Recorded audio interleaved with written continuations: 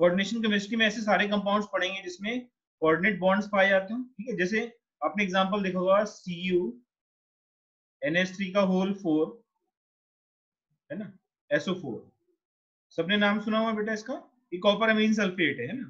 तो इसका अगर मैं स्ट्रक्चर ड्रॉ करूं तो कैसा दिखेगा, देखने एक बार।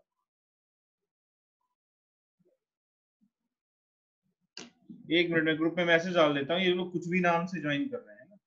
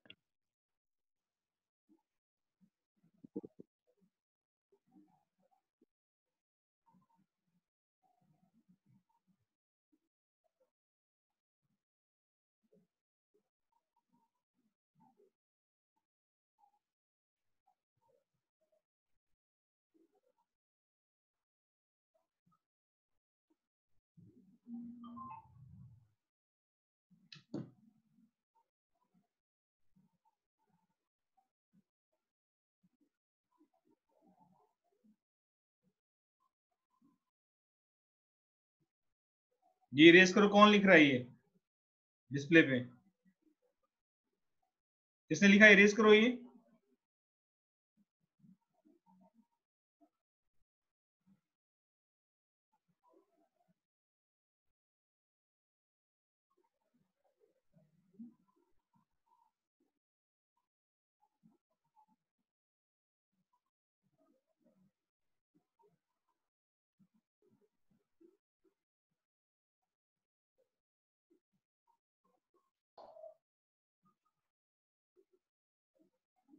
यहाँ पे कॉपर लिखेंगे हम, इसमें 4 अमोनिया मॉलिक्यूल्स कनेक्टेड है ना।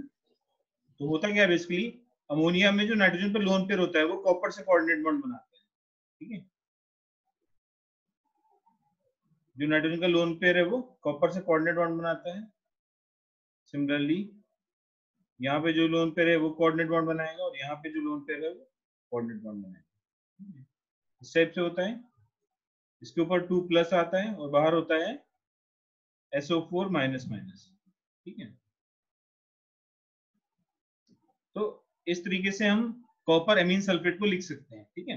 तो ऐसे बहुत सारे मॉलिक्यूल है जिसमें इस तरीके से कोऑर्डिनेट बॉन्ड बनते हो, है ना। ये जो बाहर स्पीशीज लगे हुए हैं, है ना, ये जो बाहर स्पीशीज लगे इनको हम बोलते हैं लिगेंड्स, ठीक है। This ammonia is known as ligand, ठीक है। और ये जो कॉपर है इसको हम बोलते हैं सेंट्रल एटम। क्या बोलते हैं बेटा? सेंट्रल एटम बोलते हैं, ओके। अच्छा, ये जो बाहर सल्फेट लिखा है इसे क्या बोलते हैं बताओ? ये जो बाहर सल्फेट लिखा हुआ है इसे हम बोलते हैं काउंटर आयन।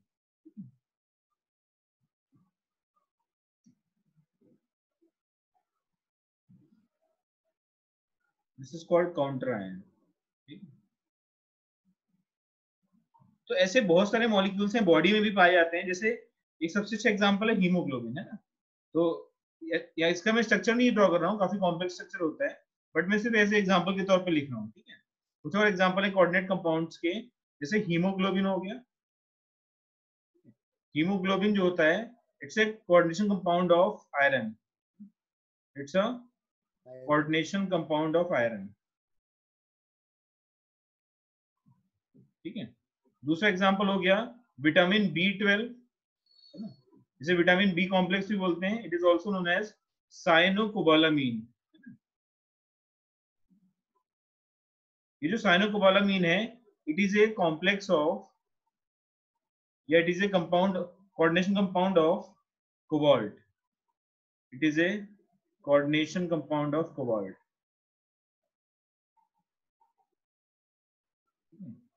तो ये दूसरा एग्जांपल हो गया, ठीक। इसके अलावा ये पहला एग्जांपल था, ये हमारा दूसरा एग्जांपल हो गया, ठीक है। थर्ड एग्जांपल देख सकते हैं हम लोग, क्लोरोफिल, है ना। जो क्लोरोफिल है वो it is a coordination compound. Chlorophyll is a coordination complex chlorophyll is a coordination complex, है ना, ऑफ विच मेटल, मैग्नीशियम का कोऑर्डिनेशन कॉम्प्लेक्स है, ठीक है। तो बहुत सारे ऐसे इंपॉर्टेंट मॉलिक्यूल्स हैं जो कोऑर्डिनेशन कंपाउंड्स होते हैं और जो हमारे डेली लाइफ में यूज होते हैं, ठीक है। तो इसलिए कोऑर्डिनेशन केमिस्ट्री पढ़ रहे हैं हम, ठीक है। केमिस्ट्री में बहुत सारे हमें कलर्ड कंपाउंड्स भी दिखते हैं, केमिस्ट्री में हमें बहुत सारे कलर्ड कंपाउंड्स भी दिखते हैं, ठीक है। तो वो कलर्ड कंपाउंड्स भी ड्यू टू कोऑर्डिनेशन कंपाउंड्स ही बनते हैं, ठीक है। तो एक छोटा सा रिएक्शन लिख रहा हूँ, देखना एक बार, है ना, कहीं पे लिखा हो KCl into MgCl2 into 6H2 लिया मैंने, सपोज इसको अगर मैं पानी में डाल दूं, है ना, पानी में डालता हूं तो क्या मिलेगा मुझे, K प्लस मिलेगा, है ना, प्लस साथ में 3Cl माइनस मिलेगा, साथ में Mg प्लस प्लस मिल जाएगा, और साथ में हमें क्या मिल जाएगा, 6H2 मिल जाएगा। यस और नो, मिल जाएंगे। अगर मैंने KCl dot MgCl2 dot 6H2 को पानी में डाला तो what will happen, K plus मिलेगा, 3Cl माइनस मिलेंगे, Mg2 प्लस मिलेगा और 6H2 मिल जाएगा। जबकि अगर मैं CuNH3 का होल 4, है ना, SO4, इसको अगर मैं पानी में डालता हूँ, है ना, एक्वस में डालता हूँ, तो व्हाट विल हैपन, मुझे एक आयन मिलेगा Cu2 प्लस, और दूसरा मिलेगा, सॉरी, मुझे एक आयन मिलेगा CuNH3 का होल 4 2 प्लस, और दूसरा आयन जो मिलेगा वो सल्फेट मिल जाएगा। कहने का मतलब ये है कि जब हम ऐसे कंपाउंड्स को पानी में डालते हैं तो जो ब्रैकेट के अंदर की स्पीशीज है वो ब्रेक नहीं होती, है ना। तो this is the example of A coordination compound, this is the example of A coordination compound, and above one is the example of A double salt, ठीक है। दो में डिफरेंस क्या है, डबल सॉल्ट को पानी में डाला तो सारे जो आयंस है वो अलग अलग ब्रेक हो जाएंगे, बट अगर कोऑर्डिनेशन कंपाउंड को पानी में डाला तो जो ब्रैकेट के अंदर लिखा है वो ऐसे सेपरेट आयन में मिल जाएगा, है ना। इसमें कोई डाउट है तो पूछो सब लोग।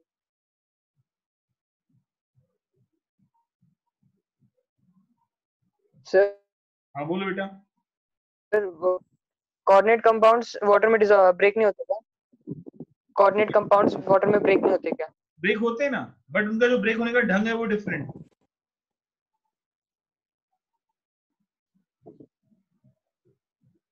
मतलब कैसे डिफरेंट है? यार जैसे मैंने कॉपर वाला लिखा तो कैसे ब्रेक हुआ, ये कॉपर और अमीन अमोनिया साथ में है, सल्फेट अलग है, मतलब कॉपर अलग नहीं हुआ अमोनिया से, ये बात मैं समझा रहा हूँ, ठीक है। और एग्जांपल लिखते हैं, एक मिनट रुक जाइए, ये जो गधे हैं ना दूसरों का नाम यूज करते हैं,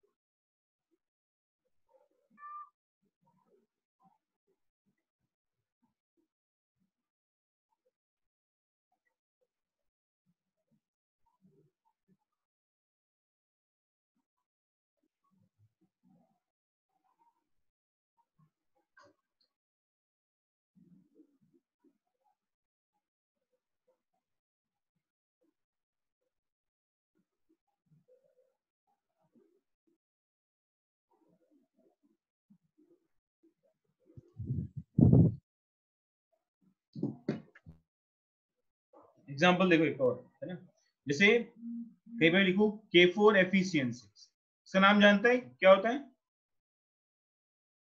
इसका नाम है पोटेशियम फेरोसाइनाइड।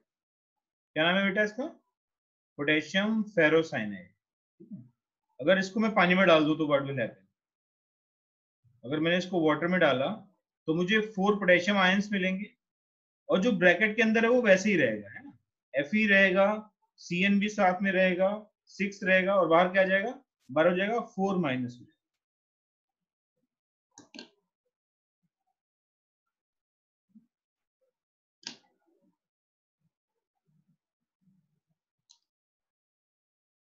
ठीक, अभी समझ में आया ना। अच्छा ये जो यहाँ हमने लिखा है इसको हम बोलते हैं कोऑर्डिनेशन स्फीयर, क्या बोलते हैं बेटा, इसको हम बोलते हैं कोऑर्डिनेशन स्फीयर। क्लियर है सभी को? इसको हम क्या बोलते हैं? इसको हम बोलते हैं कोऑर्डिनेशन स्फीयर। ठीक, और भी एग्जांपल देख सकते हैं हम लोग, है ना। मैंने एक कॉम्प्लेक्स लिया K2 PtCl4, ये मैंने कॉम्प्लेक्स लिया। इसको अगर मैं पानी में डालता हूं तो क्या मिलेगा? I will get 2K plus ions plus PtCl4 2 minus, है ना। ये जो मिला ये कोऑर्डिनेशन स्फीयर हो जाएगा। जिसमें कोऑर्डिनेट बॉन्ड्स होते हैं उसे कोऑर्डिनेशन स्फीयर बोलते हैं।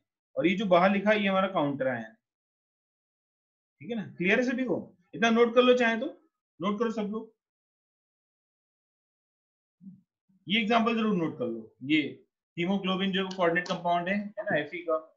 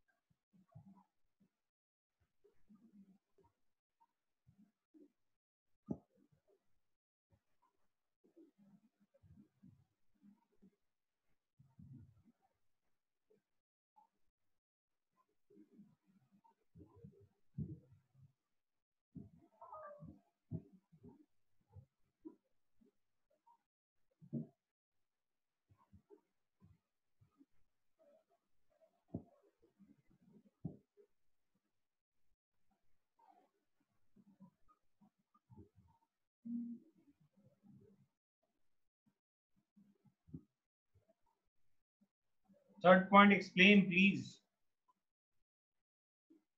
थर्ड पॉइंट में लिखा है क्लोरोफिल। क्लोरोफिल जानते हो ना, जो हरी पत्तियां होती हैं वो क्यों हरी होती हैं? बिकॉज उसमें क्लोरोफिल होता है। वो जो क्लोरोफिल है वो कोऑर्डिनेशन कंपाउंड है किसका? मैग्नीशियम। 2 मिनट रुको, अच्छा मैं इमेज दिखाई देता हूँ।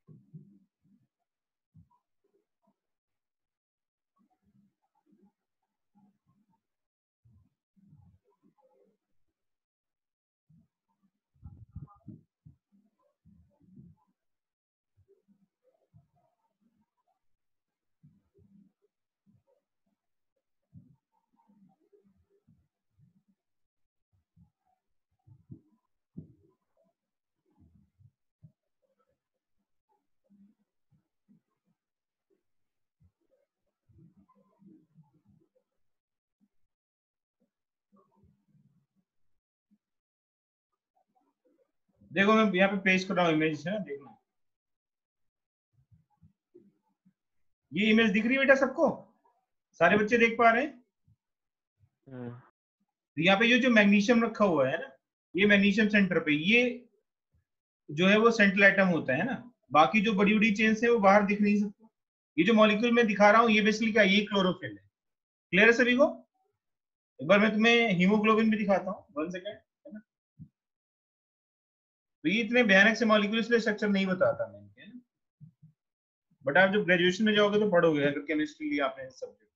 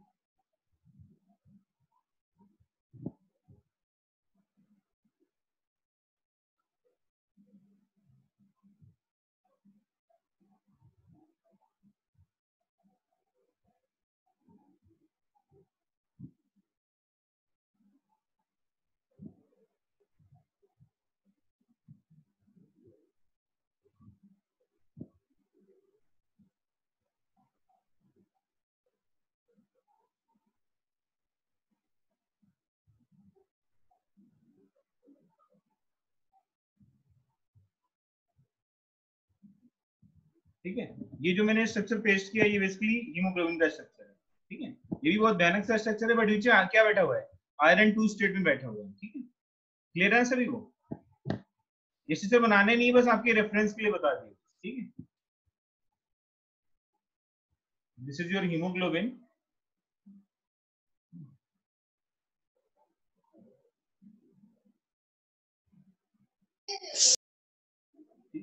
ऊपर जो बनाया था ये क्लोरोफिल। हाँ बोलो बेटा। सर वो हीमोग्लोबिन का स्ट्रक्चर वापस दिखाओ ना।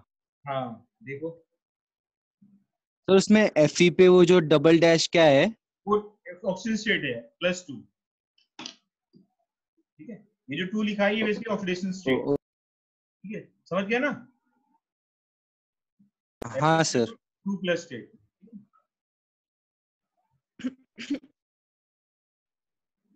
तो इतना बड़ा स्ट्रक्चर इसलिए नहीं बनाते हो, है ना, हमारे सिलेबस में भी नहीं है वैसे, है ना। बायो में भी शायद मैम स्ट्रक्चर नहीं बनवाती होगी, बनवाती है।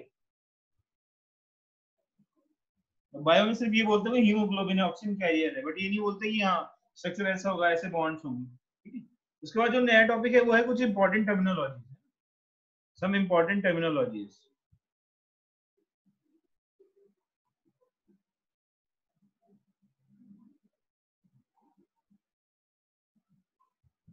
ठीक है, क्या क्या टर्मिनोलॉजीज इंपॉर्टेंट है? ठीक है, इसमें पहला है सेंट्रल एटम या सेंटर ऑफ कोऑर्डिनेशन, है ना। सेंटर ऑफ कोऑर्डिनेशन क्या कह रहे हैं भाई? नोट नहीं किया, कोई बात नहीं, मैं पीडीएफ शेयर करूंगा, नोट कर लेना। ठीक है, सेंटर ऑफ कोऑर्डिनेशन या फिर central metal.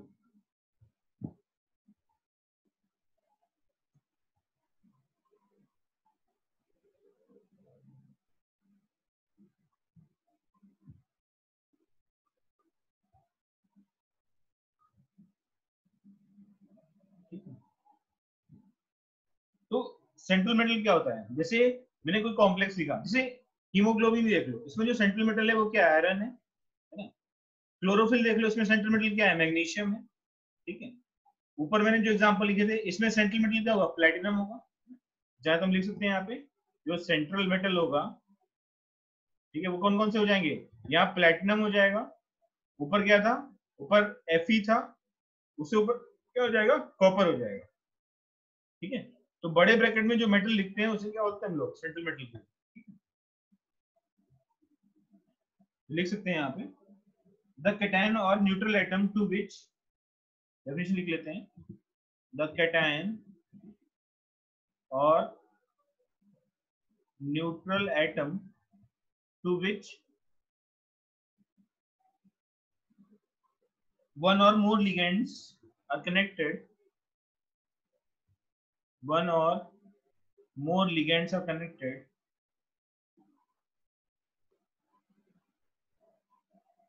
is called a central atom.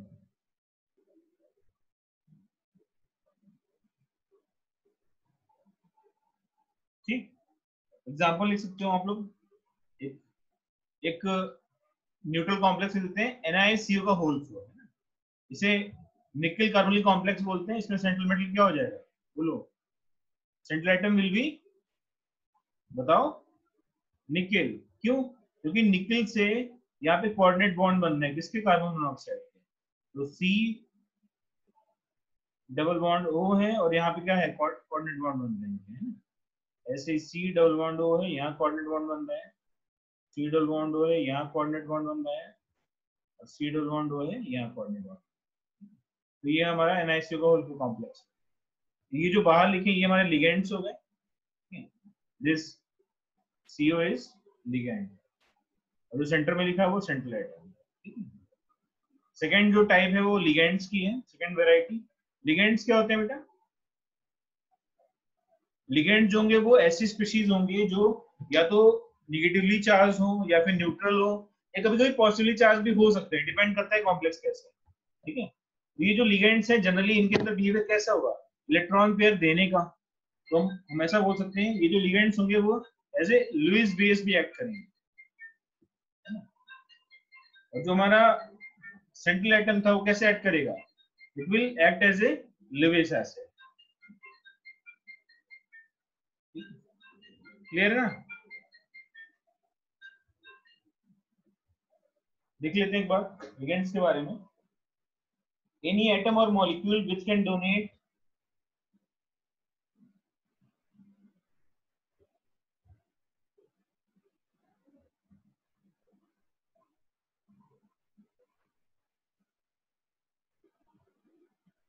any atom or molecule which can donate at least a pair of electron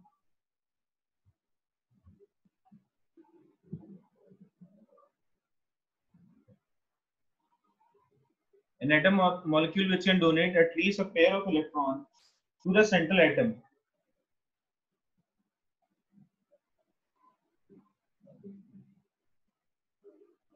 to form a coordinate bond.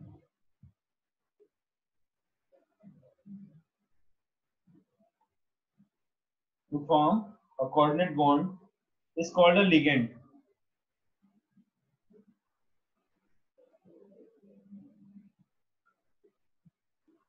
Ligands कितने type के होते हैं बेटा?